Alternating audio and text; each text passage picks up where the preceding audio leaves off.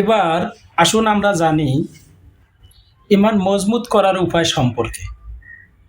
মানে আমরা কিভাবে ইমানটাকে আমার মজবুত করতে পারবো সে সম্পর্কে। এড়িয়ে যাবেন না ভিডিওটি, পুরোটাই শুনুন। মুমিনের সবচেয়ে মূল্যবান সম্পদ হলো ইমান। অসৎ কাজের কারণে এই সম্পদ দুর্বল হয়ে যায়, ফলে ইবাদতে অবহেলা ও অলসতা তৈরি হয়। এভাবে ধন সম্পদ, প্রভাব, প্রতিপত্তি, সামাজিক অবস্থা ইত্যাদির পিছনে সারাক্ষণ ছুটে চলা, শরিয়া বিরোধী কাজে লিপ্ত হওয়ার পরেও মনে অনুশোচনা বোধ হয় না হওয়া, এক পর্যায়ে অন্তর পাথরের মতো কঠিন হয়ে যায়। আল্লাহ বলেন, অতঃপর এ ঘটনার পর তোমাদের অন্তর কঠিন হয়ে গেছে, তা পাথরের মতো অথবা ততপেক্ষায় ও কঠিন। সূরা বাকারা আয়াত ৭৮। আর মজবুত ইমান সম্পর্কে জানতে চাওয়া হলে রাসূল সাল্লাল্লাহু আলাইহি সাল্লাম বলেন, তুমি বলো, আমি আল্লাহর উপর ইমান এনেছি, অতঃপর তার উপর অবিচল থাকো।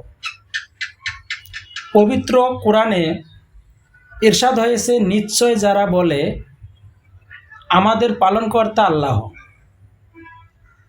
অতঃপর তাতেই অবিচল থাকে, তাদের কাছে ফেরেশতা অবতীর্ণ হয় এবং বলে,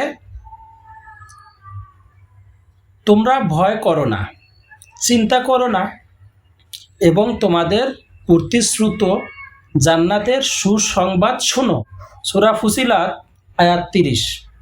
ইমানকে তাজা ও শক্তিশালী রাখার জন্য সবচেয়ে নেক আমল করতে সালাফেরা মুসলিম উম্মাহকে তাদের অনুসরণ করা উচিত, যাতে মুসলমান সম্পদে মরিচা না ধরে। ইমানের দুর্বলতা কাটানোর কয়েকটি সুন্নাহ ভিত্তিক আমল এখানে উল্লেখ করা হলো। যেমন ১ নম্বরে বলা হয়েছে, এমন লোকদের সঙ্গে সম্পর্ক গড়ে তুলতে হবে যাদের সংস্পর্শে গেলে আমল বেড়ে যায়। হে ঈমানদারেরা, আল্লাহকে ভয় করো এবং সত্যবাদীদের সঙ্গে থাকো।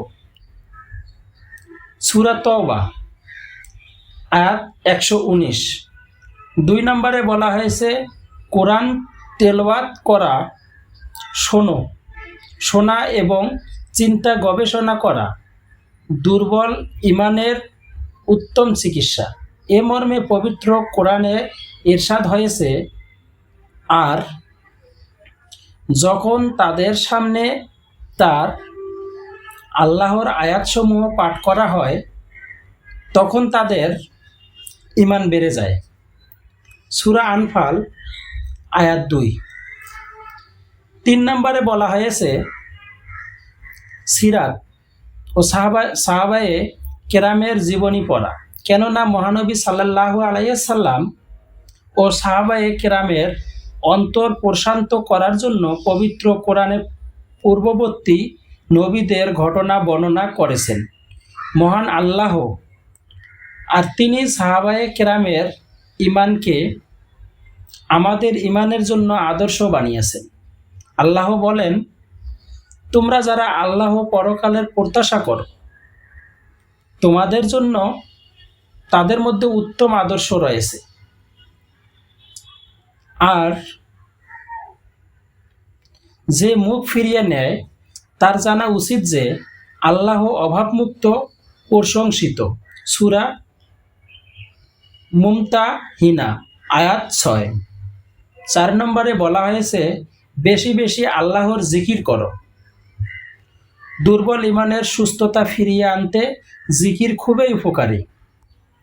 আল্লাহর জিকির অন্তরে ইমানের বীজ বপন করে। মুমিনের অন্তর জিকিরের মাধ্যমে প্রশান্ত হয়। যারা ঈমানদার এবং তাদের অন্তর আল্লাহর জিকির দ্বারা শান্তি লাভ করে। জেনে রেখো, আল্লাহর জিকির দ্বারায় অন্তরসমূহ শান্তি পায়। সূরা রাদ আয়াত ২৮। আচ্ছা, ৫ নম্বরে বলা হয়েছে আল্লাহর নিদর্শন নিয়ামতগুলো নিয়ে সবসময় গভীর চিন্তা ভাবনা করা।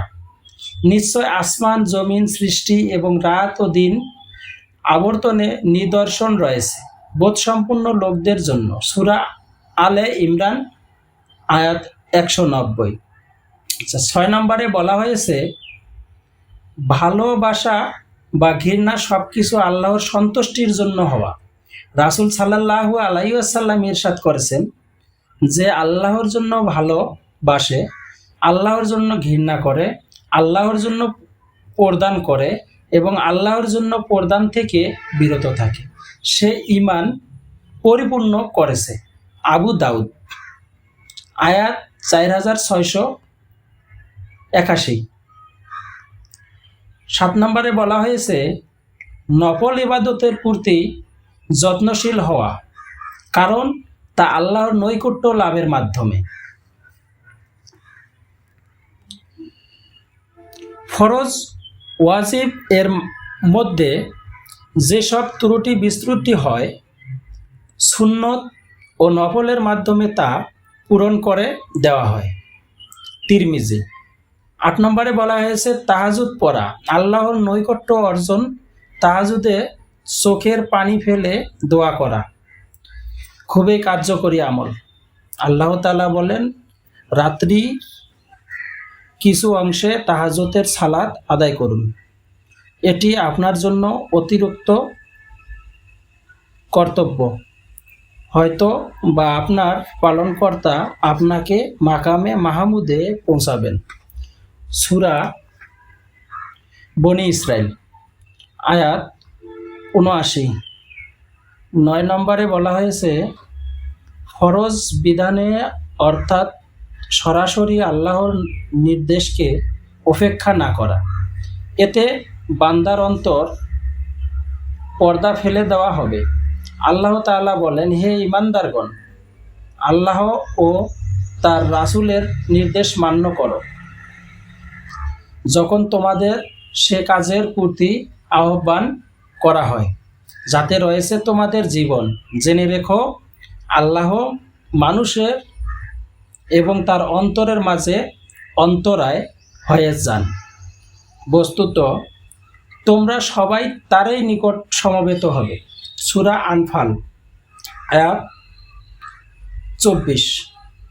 ১০ নম্বরে বলা হয়েছে অধিক পরিমাণে মৃত্যুকে স্মরণ করা, কারণ তা হঠাৎ এসে পড়বে। তাই কবর জিয়ারত করার কথা বলা হয়েছে হাদিসে, যাতে দিল নরম হয় এবং মৃত্যুর কথা স্মরণ হয়। রাসূল সাল্লাল্লাহু আলাইহি সাল্লাম বলেন, আমি তোমাদের ইতিপূর্বে কবর জিয়ারত করতে নিষেধ করেছিলাম, কিন্তু এখন তোমরা কবর জিয়ারত করো, কেননা কবর জিয়ারতে মৃত্যুর স্মরণ রয়েছে। আবু দাউদ। ১১ নম্বরে বলা হয়েছে ইলমি মজলিসে বসা, যেমন গুরুত্বপূর্ণ ইসলামী বয়ান, নাসিহা ইত্যাদি। বুখারী শরীফে এ প্রসঙ্গে দীর্ঘ হাদিস উল্লেখ রয়েছে, যাতে বলা হয়েছে এতে গুনাহ মাপের সুযোগ রয়েছে। ১২ নম্বরে বলা হয়েছে গুনাহের সম্পর্কের থেকে দূরে থাকা এবং আল্লাহকে ভয় করা। এটি দুর্বল ঈমানের চিকিৎসার জন্য উপকারী পদক্ষেপ।